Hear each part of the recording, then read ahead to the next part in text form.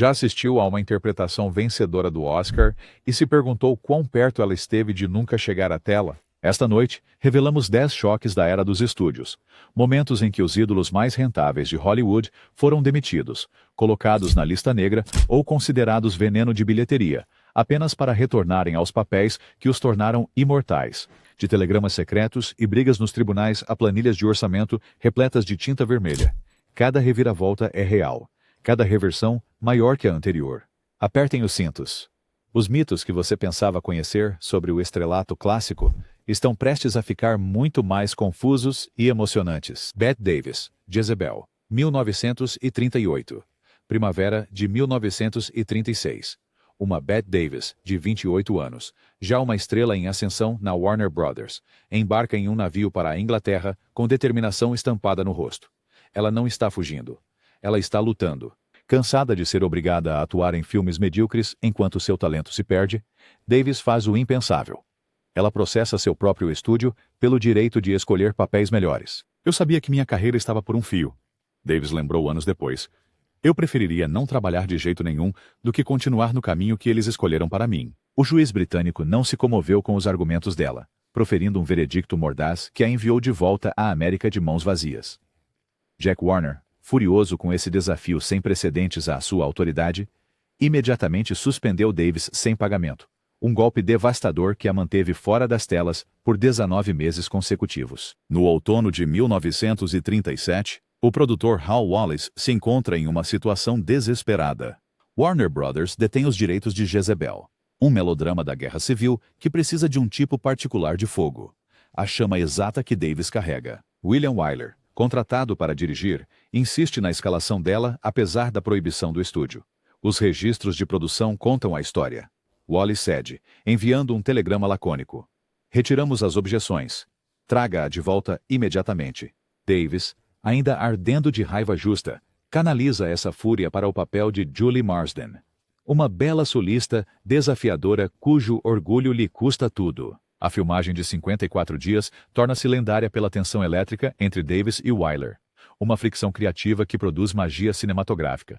Em 9 de março de 1939, Davis segura seu segundo Oscar de melhor atriz pela atuação, uma estatueta dourada que custou a Warner exatamente $2.400 por semana em pagamento retroativo que foram obrigados a honrar. O departamento jurídico do estúdio revisa silenciosamente as cláusulas de suspensão depois disso, limitando quanto tempo um ator afastado poderia ficar fora da tela.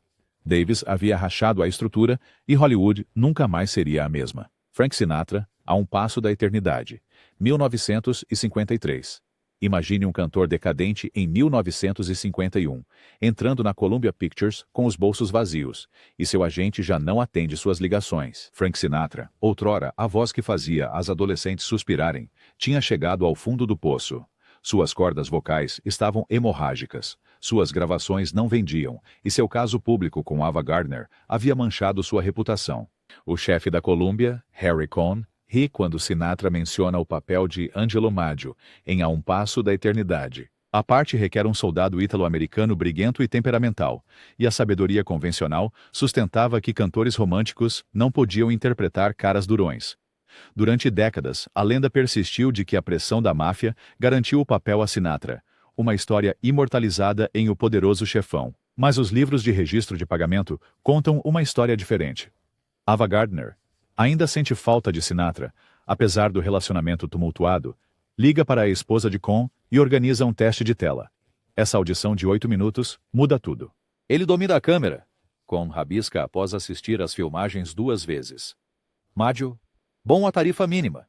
Sinatra assina por $8.000, um décimo do próximo salário mais baixo na folha de chamadas, sem trailer de camarim e sem regalias de estrela. Durante os 41 dias de gravação, ele perde 15 libras para parecer adequadamente magro para o papel, improvisa a memorável cena do ukulele e entrega uma atuação de tal vulnerabilidade crua que até mesmo os membros experientes da equipe notam. Quando Sinatra ganha o Oscar 7 meses depois, a transformação está completa.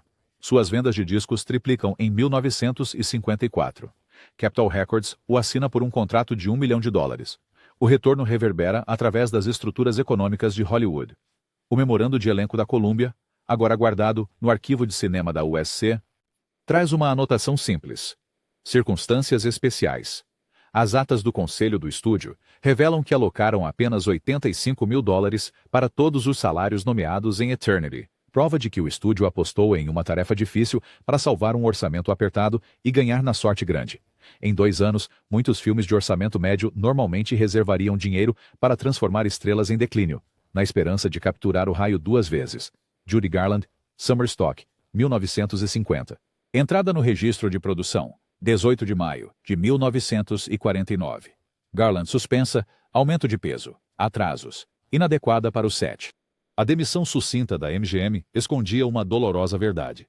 Sua estrela musical, mais confiável, estava mergulhando em vício e depressão. Nos bastidores, os médicos do estúdio mantinham Garland funcionando há anos com um coquetel devastador de anfetaminas e barbitúricos, acelerando-a para filmagens matinais, sedando-a à noite, um ciclo que começara quando ela era apenas uma adolescente. Em 1949, o sistema estava desmoronando. A MGM remove Garland não de um, mas de 2 filmes em rápida sucessão. Por 8 meses agonizantes, a voz que tinha cantado Over the Rainbow é silenciada enquanto os contadores do estúdio contabilizam as perdas crescentes. Louis B. Mayer, enfrentando o potencial desastre financeiro de uma produção abandonada de Summer Stock, toma uma decisão de negócios calculada: reintegrar Garland sob uma cláusula que exige aprovação médica diária. A exigência humilhante a força a se submeter a exames todas as manhãs, antes de ser autorizada a entrar no set. Contra todas as probabilidades, Garland completa a fotografia principal, mas, à medida que os editores montam o filme, percebem que algo crucial está faltando. Um número marcante. Em março de 1950, Garland retorna à MGM 15 libras mais leve, após outro regime de saúde desesperado para filmar Get Happy. O número é filmado em 48 horas em um palco sonoro vazio, custando apenas $23 mil em despesas de produção. O resultado? 3 minutos de pura eletricidade, que se tornariam a pedra angular de toda a montagem de homenagem a Garland já criada. Summer Stock acaba arrecadando $3.3 milhões no mercado interno, eliminando as perdas do estúdio devido às suas suspensões anteriores. A claquete daquela sessão ainda lê: Sequência 400 recompensa. A seguradora da MGM dobrou os prêmios para talentos voláteis no ano fiscal seguinte, um custo passado discretamente para os proprietários de teatros. A mensagem era clara. Estrelas com demônios pessoais agora exigiriam medidas financeiras protetoras, mas se gerenciadas corretamente, suas voltas por cima ainda poderiam encher salas e salvar os balanços financeiros. Marilyn Monroe, Something's Got to Give. 1962. No dia 8 de junho de 1962, a segurança do estúdio escolta uma visivelmente angustiada Marilyn Monroe para fora do estúdio 14, na Fox. Com 21 dias de produção de Something's Got to Give, ela apareceu no set em apenas 12 deles. Executivos, furiosos com os atrasos crescentes, citam atrasos crônicos e comportamento antiprofissional. Até 29 de junho, um processo de violação de contrato de $500 mil chega à sua caixa de correio. Uma quantia astronômica para 1962. Mas o estúdio subestima um fator crucial. O contrato de seu co-estrela, Dean Martin, contém uma cláusula de primeira escolha para a estrela feminina. Martin se recusa a continuar sem Monroe, dizendo aos repórteres: "Eu assinei para fazer um filme com Marilyn Monroe, não com alguém que se pareça com Marilyn Monroe." O impasse força a Fox a reconsiderar. Documentos de produção revelam a escolha difícil enfrentada pelos executivos: substituir sua maior estrela feminina e arriscar alienar o protagonista masculino, ou engolir o orgulho e reabrir as negociações. Em 1º de agosto, eles escolhem o último caminho, recontratando Monroe por $250 mil, adiantados mais porcentagens de lucro, um aumento surpreendente de 25% em relação ao seu contrato original. Monroe completa um teste de maiô e 3 cenas, parecendo revitalizada e focada. Então, a tragédia acontece. Sua morte em 5 de agosto encerra a produção permanentemente, causando um prejuízo de mais $2 milhões em custos irrecuperáveis para a Fox. Os efeitos financeiros são imediatos. A Fox vende 260 acres do backlot, terreno que agora abriga Century City, para compensar a depreciação da produção de Monroe. Mas a história não termina aí.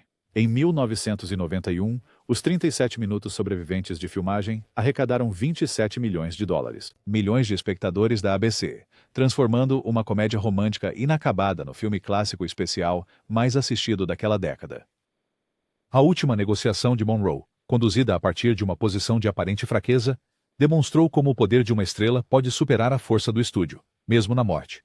Sua última atuação incompleta torna-se mais valiosa, como um fragmento, do que as filmografias completas de muitas estrelas. Buster Keaton, Sunset Boulevard, 1950. Há um jogo de bridge, piscou e perdeu em Sunset Boulevard.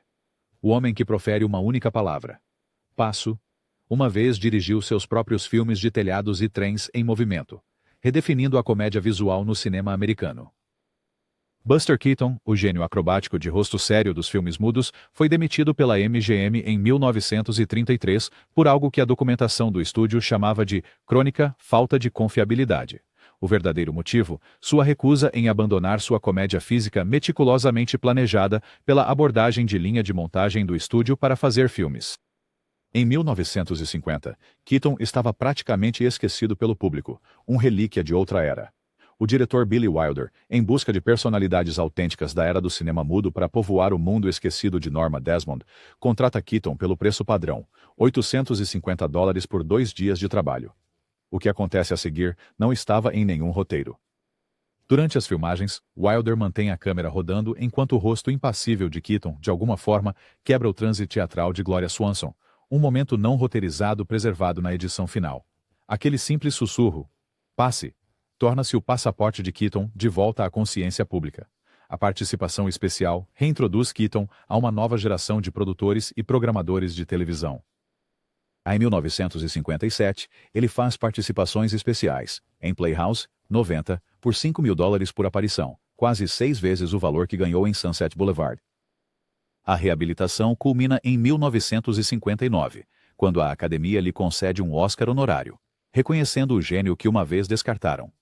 O retorno de Keaton a partir de uma única frase, talvez o menor papel já visto para reiniciar uma carreira, prova que Hollywood ocasionalmente reconhece suas dívidas com os pioneiros. Mais importante, demonstra como a emergente indústria da televisão poderia oferecer segundas chances para talentos abandonados pelo sistema de estúdios. Elizabeth Taylor, Cleópatra, 1963. Uma cicatriz de traqueotomia ainda fresca em sua garganta, Elizabeth Taylor senta-se em um quarto de hospital em Londres em março de 1961. Seu futuro incerto. Ela já havia filmado 16 minutos de Cleópatra antes que uma pneumonia quase fatal forçasse uma pausa na produção. A 20th Century Fox, enfrentando custos de produção sem precedentes, aciona sua apólice de seguro e anula seu contrato de $1 milhão, o mais alto já pago a uma atriz. Então, algo inesperado acontece. Os subscritores de seguros reagem. Seus atuários calculam que, sem Taylor, os $7 milhões já gastos têm zero valor de revenda. A rainha egípcia e a estrela de olhos violetas tornaram-se inseparáveis na imaginação pública. 11 meses de negociações de alto risco se seguem.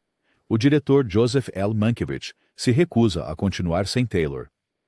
A produção se muda de Londres para Roma a um custo enorme. Os advogados de Taylor elaboram um acordo revolucionário, $50 mil por semana de horas extras mais 10% da receita bruta, tornando-a a primeira atriz apta a ganhar 10 milhões se o filme for bem sucedido. A conta final da produção chega a $44 milhões, aproximadamente $426 milhões em valores de hoje. No entanto, Taylor se destaca como a vencedora incontestável.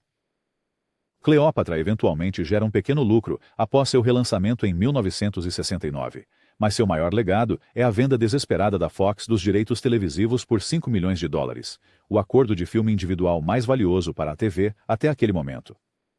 O salário de Taylor quebra um teto psicológico na economia de Hollywood. Em 3 anos, Richard Burton, Steve McQueen e Sophia Loren todos negociam garantias de $1 milhão, citando o precedente de Cleópatra. Uma estrela, uma vez descartada como muito doente para trabalhar, reescreveu as regras financeiras da indústria. Executivos da Fox, uma vez queimados, instituem a cláusula Taylor em contratos subsequentes, limitando a participação nos lucros de uma estrela até que um filme recupere seus custos negativos. Mas o gênio já estava fora da garrafa. O talento de ponta nunca mais aceitaria salários fixos. Ingrid Bergman, Anastasia, 1956. 14 de março de 1950. O senador Edwin C. Johnson chama Ingrid Bergman de uma poderosa influência para o mal no plenário do Senado. Sua condenação retumbante segue a notícia de sua gravidez pelo diretor italiano Roberto Rossellini enquanto ainda estava legalmente casada com seu primeiro marido. A reação pública é imediata e devastadora. Os donos de cinemas cancelam as exibições de seus filmes. Seu nome se torna tóxico em reuniões de elenco. No auge de sua fama, apenas 4 anos após Casablanca, Bergman se autoexila para a Itália, acreditando que sua carreira em Hollywood está acabada para sempre. Por 6 anos, seu nome raramente aparece nas colunas de entretenimento americanas, exceto como um alerta. Enquanto isso, a 20th Century Fox garante os direitos de distribuição nos Estados Unidos do sucesso da Broadway, Anastasia, mas falta uma protagonista feminina rentável para a adaptação cinematográfica. O papel, uma mulher afirmando ser a princesa russa perdida, requer tanto vulnerabilidade quanto postura aristocrática. O produtor Buddy Adler faz uma aposta calculada. Ele telegrafa o agente de Bergman em Paris, oferecendo $250 mil mais aprovação do roteiro. Uma soma extraordinária para uma atriz que Hollywood declarou intocável. A estratégia de produção mantém Bergman em segurança em Londres, longe dos tabloides americanos e de potenciais protestos. Quando Anastasia estreia em 13 de dezembro de 1956, o público separa a artista das manchetes. O filme arrecada $4,5 milhões no mercado interno, 4 vezes seu custo negativo. Bergman ganha seu segundo Oscar, um Globo de Ouro, e, eventualmente, recebe um pedido formal de desculpas lido no registro do Congresso em 1972. O retorno de Bergman demonstra que listas negras morais podiam ser superadas através de financiamento estrangeiro e material fonte comprovado, um modelo que Hollywood usaria repetidamente durante a era McCarthy. Mais significativamente, marca o início do fim das cláusulas morais dos estúdios, à medida que o público demonstra se importar mais com as atuações do que com as vidas pessoais. Joan Crawford, Mildred Pierce, 1945. Memorando executivo da Warner, 1944. Crawford, veneno de bilheteria. Rejeitar para Mildred. A avaliação direta reflete a sabedoria convencional sobre Joan Crawford, que foi dispensada pela MGM após 18 anos quando seus filmes pararam de gerar lucros. Aos 40 anos, Crawford enfrenta a perspectiva mais aterrorizante de Hollywood: a irrelevância.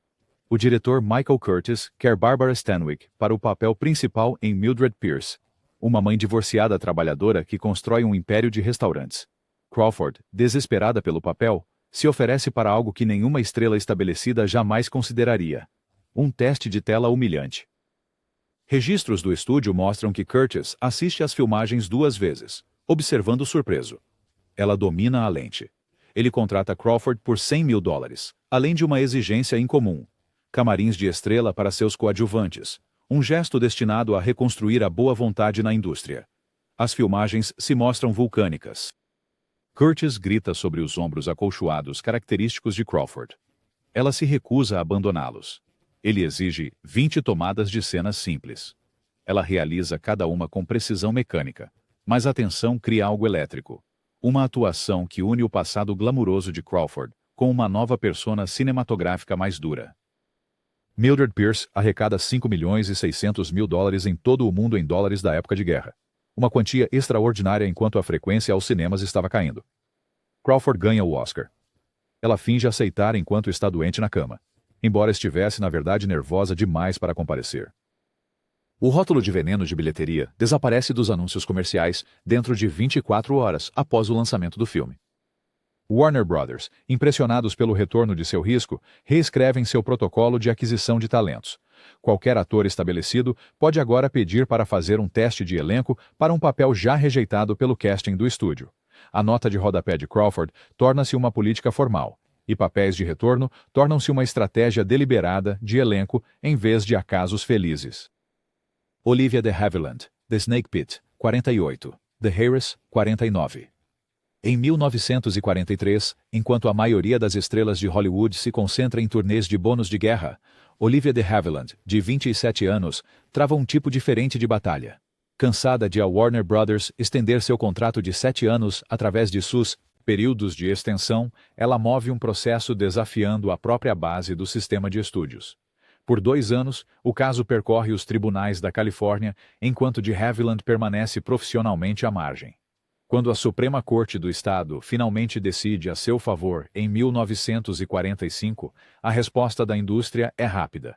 Uma lista negra não oficial. Por 23 meses excruciantes, nenhum grande estúdio vai contratá-la. Então, o diretor Anatoly Litvak oferece a ela o papel principal em The Snake Pit, um drama inovador sobre doenças mentais que a maioria das atrizes teme que prejudique suas imagens glamurosas. A estrutura do acordo revela a nova realidade de Hollywood. $100 mil contra 7% da receita bruta, através de um arranjo independente na Fox.